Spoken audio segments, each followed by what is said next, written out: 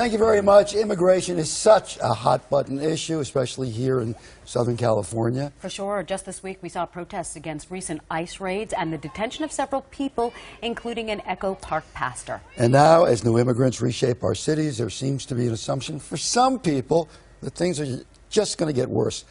Ali Noorani says that is not the case. Ali is the author of There Goes the Neighborhood and the head of the National Immigration Forum. Ali, thank you for being here. Thank you so much for having me. First of all, I got a kick out of the title. I mean, my parents' generation said There Goes the Neighborhood. Yes. So my mother is an immigrant. Yeah. Nothing has changed. You know, this is, in the age of polarization in which we live, this is perhaps the most polarizing issue.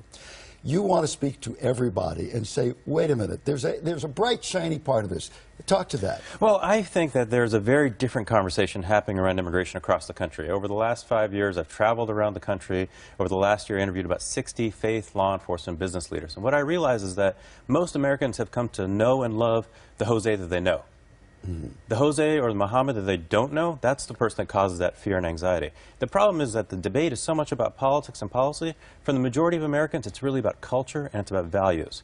I think the majority of Americans are people of goodwill, and they want to welcome immigrants to the country, and they want to live in a nation of law. That's encouraging. Fearful of a loss of culture, though. That's driving a lot of it. And that's where the title came up, because I think when an immigrant moves into a neighborhood, the first question is my culture going to change? Are my values going to change? Is my community going to change? Speak American.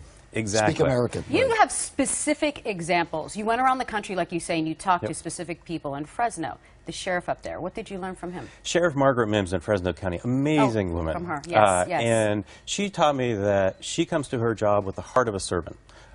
Devout Christian who goes to church every Sunday. She realized that as her community is changing, not only she needed to change in terms of how she engaged, but her force needed to change.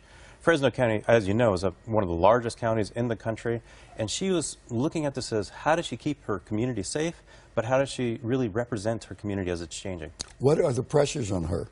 The pressures are, for example, just around sanctuary cities. I don't want to live like LA. I don't want to live in a sanctuary city. I want to live in a safe city. So somebody like Sheriff Mims, she realizes her deputies have taken an oath to serve and protect the entirety of their community, but they need to be trusted by the entirety of the community. Just those two words, sanctuary city.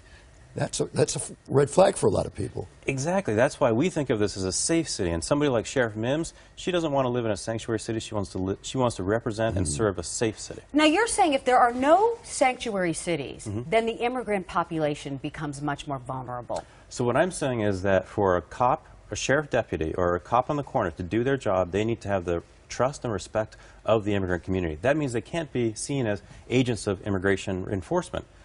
Local law enforcement across the country wants to serve and protect the entirety of the community, and in order to do that, they need the trust of the entirety of the community. Therefore, sanctuary is the wrong term. It's not even a legal term. It's really about safety and security. All right, another example, the pastor and his wife. Yep. Talk about so the pastor, across the country, we're seeing more and more people kind of brought into enforcement actions. There's a pastor just recently here in the area who was detained by immigration enforcement. And this is a pastor who has served his church, has helped his community, is a good person through and through, but is now being put into detention deportation proceedings, which is not, he's not a bad hombre. He is a good hombre who I think is contributing to our faith and our community. What's the overall picture? Because a lot of people will say, this isn't about immigrants coming. My mom's an immigrant. My, whatever's an immigrant. It's about the illegal part of the immigration. I think that upsets people. I think what upsets people is that they feel like there's a lack of control. Okay. So I think, as I was been traveling around the country and writing and talking about the book, I think that the majority of Americans, they want to live in a nation of laws that has control, but they also want to live in a welcoming nation. That means that our institutions, churches, schools, our military, have to play this role of helping people, frankly, get to know each other. So what do you say to people who say, wait a minute, it's all about the wall. That's all that matters. What do you say? I think if we want smart border security, we should be investing in the ports of entry. So, for example, this terrible tragedy in San Antonio from earlier, it's horrible. Awful. People dying in that truck. So the best way to stop that from happening is make sure our ports of entry have the security resources necessary.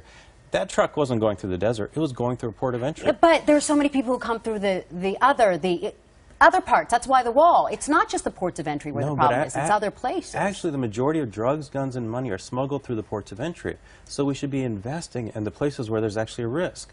That's, I think, is smart border security. All right, Ali will be discussing his book at an event tonight called The Challenges of American Immigration. He'll be at the Mark Taper Auditorium at Central Library tonight at 7:15. Thank you for coming in. Good to see you. There goes the you so much. neighborhood. There goes the neighborhood, the name of the book. Okay. How to overcome prejudice in communities and meet the challenge of American immigration. It's out now. Boy, it's a long conversation, Ali, that isn't ever going to end, I don't think.